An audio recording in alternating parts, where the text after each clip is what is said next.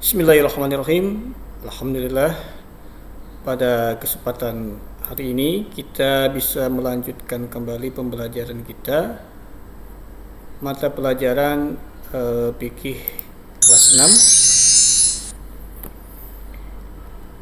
6. Untuk pertemuan kali ini kita akan membahas tentang pinjam meminjam atau ariyah dan utang piutang atau qard atau dain.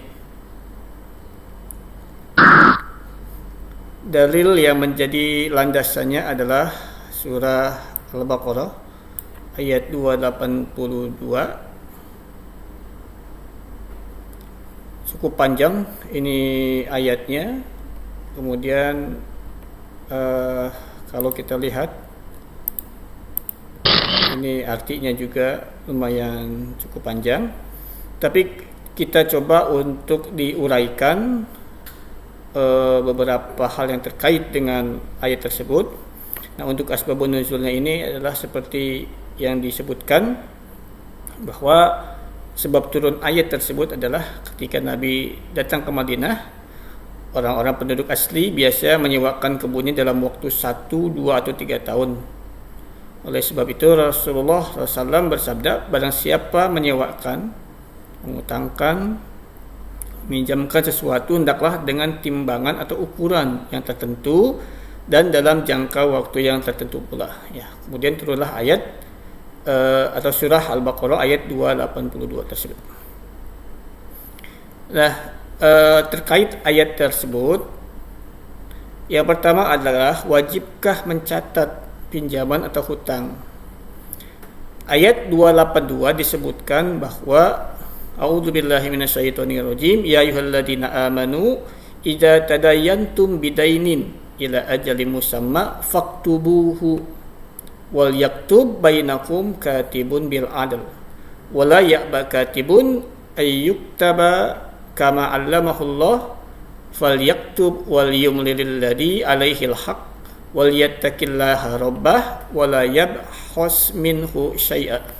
Wahai orang-orang yang beriman, apabila kamu bermuamalah, ya, pinjam meminjam atau utang piutang, tidak secara tunai untuk waktu yang ditentukan, hendaklah kamu menuliskannya. Jadi faktubuh, hendaklah ditulis kalau dalam kegiatan pinjam meminjam atau utang piutang. Ini ayatnya faktubuhu. Dan hendaklah seorang penulis di antara kamu menuliskannya dengan benar, bil adl, ya, dengan adil, dengan benar. Dan janganlah penulis enggan menuliskannya sebagaimana Allah mengajarkannya. Maka hendaklah ia menulis, dan hendaklah orang yang berutang itu mengimlakkan apa yang ditulis itu, dan hendaklah ia bertakwa kepada Allah Tuhannya, dan janganlah ia mengurangi sedikit pun daripadanya. Jadi jelas ini ada yang pertama, hendaklah ditulis ketika ada kegiatan pinjam meminjam atau utang piutang. Selanjutnya, jika yang berutang seorang yang safih dan dhaif, ya, dijelaskan dalam ayat selanjutnya gimana. Kalau yang berutang ini seorang yang safih atau dhaif. Safih itu apa, nanti dijelaskan. Fa in kana alladhi alaihi al-haqqu safihan aw dha'ifan aw la yastati'u ayyumilla huwa falyumlil waliyuhu bil adl. Jika yang berhutang itu orang yang lemah, ya, lemah akalnya, aw dha'ifan atau lemah keadaannya, atau dia sendiri tidak mampu mengimlakkan, maka hendaklah walinya mengimlakkannya dengan jujur, gitu. Nah, jadi kata safi ialah orang yang bodoh, yang otaknya mengalami gangguan, atau seorang boros dan mubazir yang memboroskan uangnya ke tempat yang tidak berguna. Itu kategori safihan. Sedangkan yang dhaif adalah orang yang sudah terlalu tua atau anak-anak yang belum balik. Dalam keadaan itu, wali mereka itulah yang bertindak mengimlakkan akad. Maka apabila tidak ada, yaitu dengan hakim. Jadi ini kondisional, ya. Kondisinya kalau yang yang berhutang itu adalah orang yang lemah akal atau dia bodoh, IQ-nya gitu ya kurang atau lemah kadarnya karena dhaif, maka dia kan tidak mampu untuk menuliskannya, maka atau dia tidak mampu mengimlakannya, maka hendaklah walinya mengimlakan gitu ya, penggantinya kalau dia dalam kondisi safihan atau dhaifan. Kemudian perlukah menghadirkan saksi? Masih ayat yang sama, Allah menyebutkan wastashhidu syahidaini mir rijalikum fa illam yakuna rajulaini farajula wa imra'atani mimman tardawna minas syuhada ayatadilla ihdahuma fatuzakkira ihdahumal ukhra, dan persaksikanlah dua orang saksi dari orang lelaki di antara kamu. Jika tidak ada dua orang lelaki, maka boleh seorang lelaki dan dua orang perempuan, dan saksi-saksi yang kamu ridhoi, supaya jika seorang lupa maka yang seorang lain mengingatkannya. Jadi kalau diperlukan saksi, maka seperti ini, harus menghadirkan dua orang saksi laki-laki. Jadi saksinya dua orang laki-laki ya. Bagaimana kalau misalnya tidak ada dua orang laki-laki?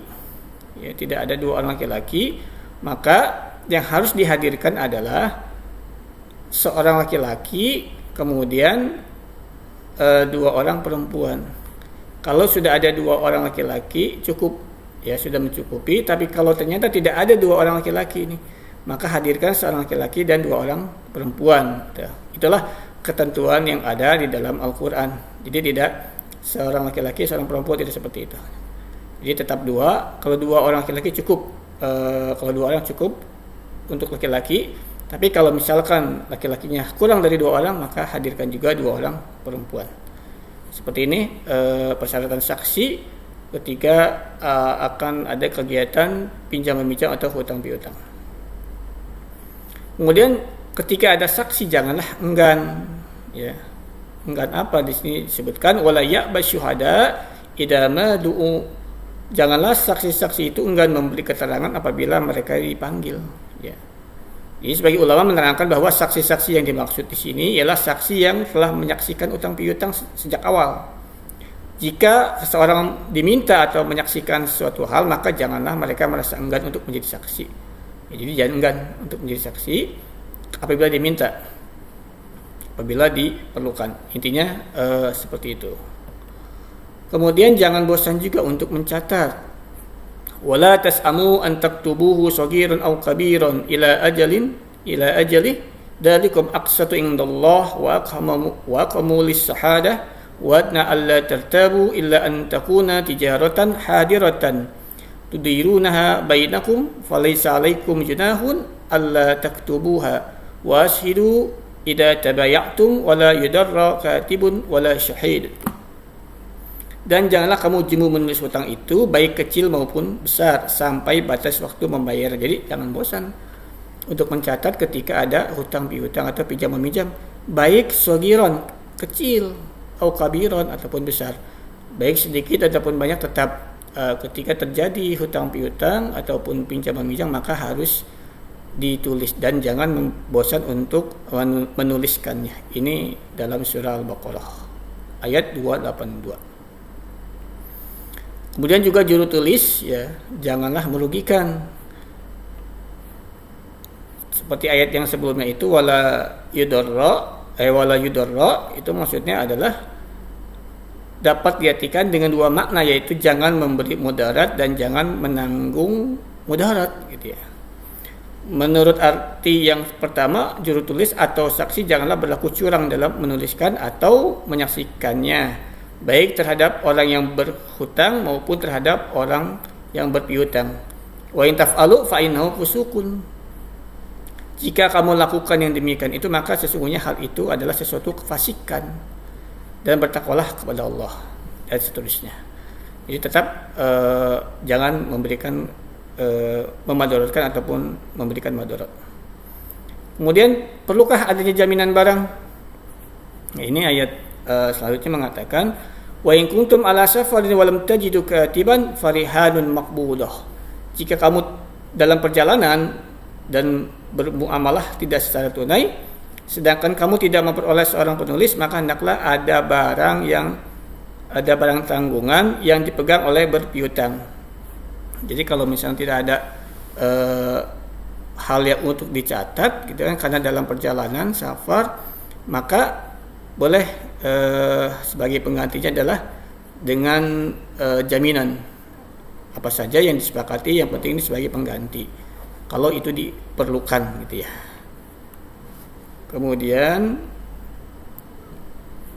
setelah menjelaskan perlu adanya saksi dalam catatan dalam transaksi utang piutang, Allah juga memberi solusi jika kedua pihak tidak mampu mendatangkannya atau dalam keadaan bepergian yang menyebabkan tidak dapat mencatat proses transaksi.